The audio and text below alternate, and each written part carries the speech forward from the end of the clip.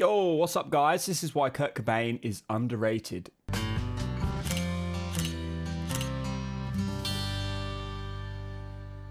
If you want deep singing knowledge that you get nowhere else, subscribe.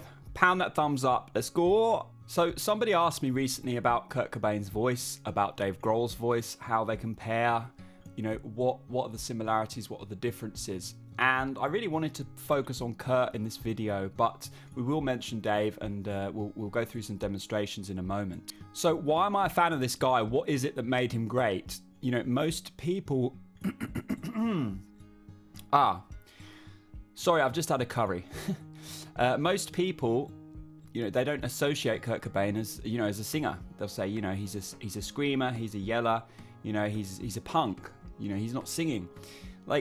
Yes and no, there's some truth to this in a sense, but I'm thinking about what's going on underneath everything.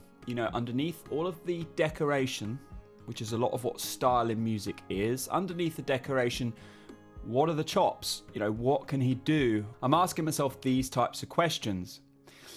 The thing that Kurt had in absolute acres was just stupid amounts of release in his voice.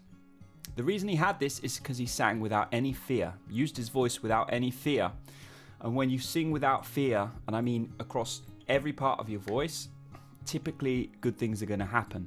Typically when you sing, it's just going to sound like it sits well with the listener. It's going to sound like it works, regardless of the decoration, the style that you put on top. And I'm less concerned about the range. I'm more concerned about this. Listen to how he's always on top. There's never a sense of he's yelling, even though he's yelling. It's a weird thing. Now, typically, either people get this when they're young and they stick with it, using their voice without fear, or they get scared, they try and learn to sing as adults, and they hit the glass ceiling that we all know about if you're a fan of this channel or you've watched many of my videos. The glass ceiling. How do we get around it?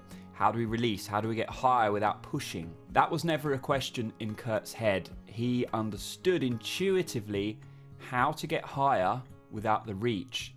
And he used his voice without any fear.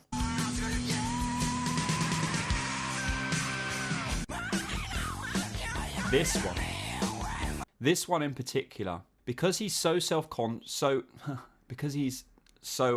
unself-conscious, sorry. He just makes sounds. Listen to how free this is. It's like a baby gurgling. Here, listen. Now, there's actually notes higher than that G-sharp 5 in there. If you listen carefully, it's all over the place. Yeah. He is not reaching. Listen to that. So much release.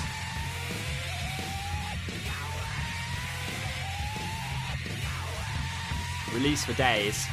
Just release for days. And I think this is why people are so drawn to him as a singer and as a musician. No fear. Simple music executed without fear, with 100% certainty. He was absolutely committed to what he was doing. It was completely authentic in him, and it works. It just works. You get the sense of just release for days. Just you pick a note, he can vocalize it. And that is the sign of a free singer, a singer who's not inhibited, who's not thinking, oh, what do people think? Is this good? Is this bad? All of that junk is what wrecks singers. He had none of that. So this is why I say as a singer, he's underrated. Now, if we make a comparison, check out a section of this chorus. So when I did this. I've got another confession to make. You'll notice when Dave Grohl does it, he does it pretty well. There's a sense of a little bit of stiffness in the sound, and that is the glass ceiling that we talk about. Now, he can probably flip up and get higher. He can probably do other things, I'm sure. But there's a certain sense of stiffness in the sound that Kurt just never had, really. Listen. I've got another confession to make. I'm no fool. This is all good, but when he goes up... Everyone's got the chains to break. Holding you. You get the sense that he's right at the top. Were you born to resist? Oh, be of you.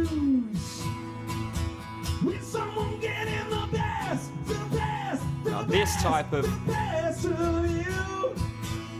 It's a little bit pushed through. It's not quite as free as it could be. There are various things that a singer can do to fix this, and it's not necessarily a problem in commercial music. You know, it's not something that is particularly noticeable, quite frankly, to most people in a sense. But when we're talking about high-level artists like this earning a living, we're kind of splitting hairs. We're saying, look, maybe this is one of the reasons why Kurt is so iconic, because of that lack of fear underneath everything he was doing, because he was literally just exposing himself without any judgment, being himself without any judgment, just totally open, like a child, like a newborn baby, quite frankly. The more that fear and self-consciousness and doubt clicks in, grabs, holds, the less convincing you're going to be as an artist. So this is why I say Kurt Cobain is underrated, because underneath the style, underneath the facade, there was something of profound vulnerability, very open personality, no fear, absolutely balls to the wall, total commitment, totally authentic, all this stuff. And that's a rare thing. It's not something you come across every day. You know, you go watch 100 artists at open mics, go sing for yourself, see how easy it is to be absolutely open at all times on stage in front of people. It's not as easy as you think. It's not as easy as you think. So some of these guys do deserve more respect than they get from the singing community, quite frankly. Anyway, let me know in the thoughts. Let me know in the comments below, guys. What do you think about Kurt Cobain? Do you see any value in what I'm saying? Do you feel like he was overrated as a singer? Underrated as a singer? No, idiot. Overrated is this, underrated is this. Or do you just not care? If you want deep singing knowledge that you'll get nowhere else, subscribe, pound that thumbs up button. I'll see you in another video. Take care. Bye.